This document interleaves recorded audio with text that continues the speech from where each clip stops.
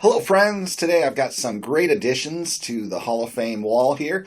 One of them is an amazing VR prize. If he won that, it's a major award.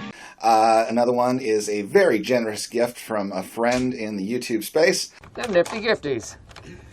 And another one is a purchase of some cards from another YouTuber, as well as a couple of eBay pickups. So stick around and let's check them out.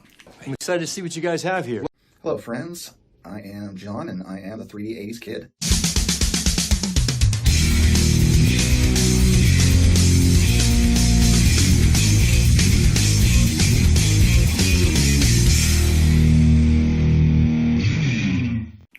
So recently, Darren over at Return to Collecting was doing a VR contest.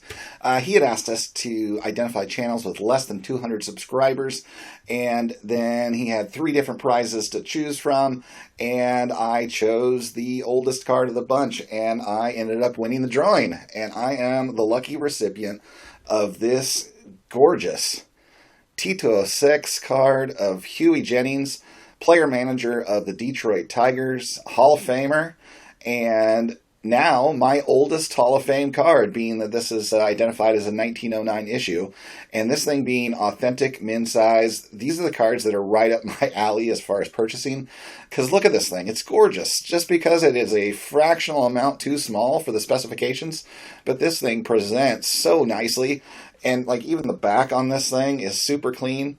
And, price-wise, these authentic min sizes end up being priced, more like a 1 that is going to be kind of beat up looking. And, what you get is just gorgeous. The fact that some people are just hung up on needing a number up there, I don't get it, because, you're missing out on beautiful cards like this that sell for so much less. Thank you so much, Darren. Thank you, Darren.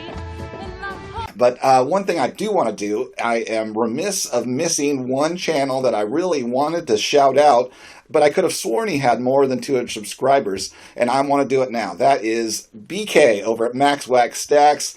Love the editing and the energy he brings to his videos. They are just fun to watch. So if you want a good time, go check him out and subscribe and get him up there. He is very close. I think he was at 195 when I last looked. But when I did that VR, I could have sworn he was over 200 because his videos were just too fun. So go check him out. Max Wax Stacks. You won't regret it. One of my biggest goals from even joining the YouTube community was to make friends in this hobby. I was hobbying alone for the first year and a half after I returned to card collecting. And one of the things I did just a little while into doing YouTube was form a chat group on texting with other people that were recently joined YouTubers. So at least in the baseball card space. And there is a dozen of us on this chat that's been going for over a year now, and these guys, I would consider them some of my closest friends now. Everyone except for you-know-who. Just kidding, just kidding. I mean, I've gotten to really know a lot of these guys, and I am highly looking forward to getting to see, I believe we're up to 9 of us are going to be there in person this year at the National. 6 of them went last year. I was not able to go, and it's just going to be awesome. I can hardly wait. And, you saw in my last video, Joe is one of those folks, and he gifted me that super awesome Archie Vaughn card that's right back there. And now I've got another gift situation here where after I had shared my new collecting plan for post-war Hall of Famers, then Matt over at the Card Story, Matt and Tyrus on their channel, they had been collecting things in CSG slabs, now CGC, but when that whole thing changed to CGC, they were a little off-put by that with having so many CSG slabs. They were pissed, and they had the right to be.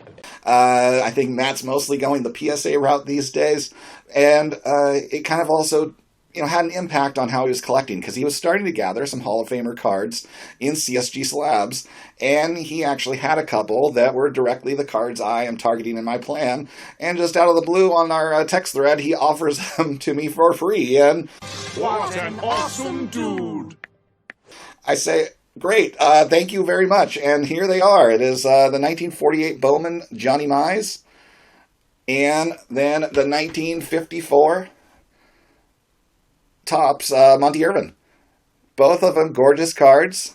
Yes, I will get those holders fixed to match what I got going on. But, you know, $15 expense and free cards. Thank you so much, Matt. That was very generous of you to offer that. And it's great having friends like this. So, Matt, thank you. You know, anybody out there that is thinking about this, it's worth it. You know, the community is encouraging, and if you can find your niche of guys to have a close bond with, then it just makes this whole experience so much better. I wouldn't trade this for anything now. So, The time of my life. considering the view count of the video, I'm sure if you are watching this, then you have seen Don Field of Dreams when he did his video that he was selling off a good chunk of his collection. And I happen to be one of the buyers of a few cards from him. And I got sucked in. And I am happy to have them now in hand. And let's start with a 1963 Topps Jim Cott in a 4.5. Just gorgeous with his starting the wind-up pose there. That is on my list. Then I've got a 1967 Don Drysdale with the classic pitching follow-through pose. Another gorgeous card. Then we've got 1969 Topps Steve Carlton. Again with the follow-through pose. Awesome.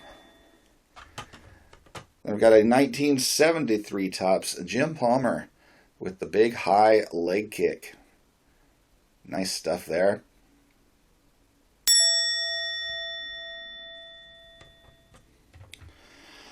And then I have a 73 Topps Rod Carew. And this one ended up being in the older SGC label. I told Don, you know, I would take them sight unseen because I know that he picks good looking cards. Totally forgot about the whole label thing. But, you know, a card this gorgeous, I am going to spend the $15 to get this re-slabbed with the newer label. So, no worries. Then I've got a 1975 Johnny Bench. Awesomeness. Now this is one where I just was not paying close enough attention. It's totally my mistake. He had it labeled properly, and I bought myself a 1976 Raleigh Fingers in a PSA 8, and with this being only worth like $30, I'm not going to bother to crack and resend. I'll be looking to replace it and probably just resell this one. You know, if anybody out there has a Raleigh Fingers 76 in an SGC anywhere from, I don't know, 7 to 8, I would trade this straight across. So let me know. Thanks. And the last card I got from Don would be my selection for Mike Schmidt, which is a 1977 Topps. Love this pose of his. You know, when I was picking what card I was going to get for Schmidt, it was between either the 74 or this 77. And to me, growing up in the 80s, you know, Schmidt always had the stash. So I had to go for this one. Because, you know, the clean-shaven Schmidt just didn't look right to me. So there we go. Gorgeous addition. So thanks for selling me these cards, Don. I will treasure them for years and years to come. Okay. Thanks, Don. So my last two pickups to show today are eBay purchases, and one of them is 1978 Topps, to me the most classic shot of Reggie Jackson with his Yankee uniform, and this one being in a 5. Led by Reggie Jackson's dramatic 3 consecutive home runs. Now this is one of those cases where I saw it out there as an auction with a $9.99 starting price, and I just couldn't help but throw that bid out there, and I was the only bidder. So I will take this. They were only charging $3 shipping, so this is all in $13 to add this to my wall. I will take it. Thank you. So Goddamn steal. up next, just a card that struck me as soon as I saw it. And, you know, I know that in my previous video, this was one of those $15 budget cards, but this one was just so gorgeous. I ended up winning the auction for this one at $31, and I will take it and happily put it on my wall. So I mean, I guess if any of you were wondering, what's the deal? Why are you buying cards again? And Hey, save your money, dude. my answer for that is, I am still saving for Babe Ruth card. My normal injected money, from my own, employment into my hobby is still happening at a rate of $50 a week and going into a savings account for that Babe Ruth card that I'm looking to buy at the National. So that is still happening.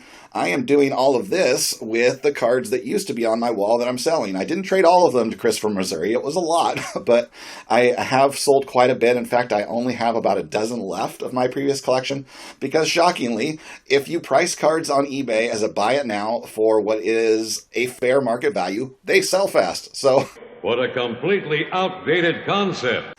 There's no problem reselling your vintage cards if you price them fairly. So I am using that money to acquire these ones, and it's working out for me. So perfect arrangement for me. I'm getting now the new cards and that I want to keep, and unloading the ones that I have decided aren't the right fit, but happily to pass them along to their next happy home. So. Happy trail.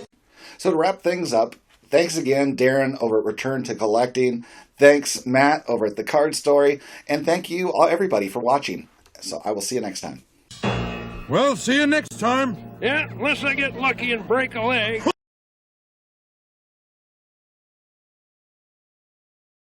Dream.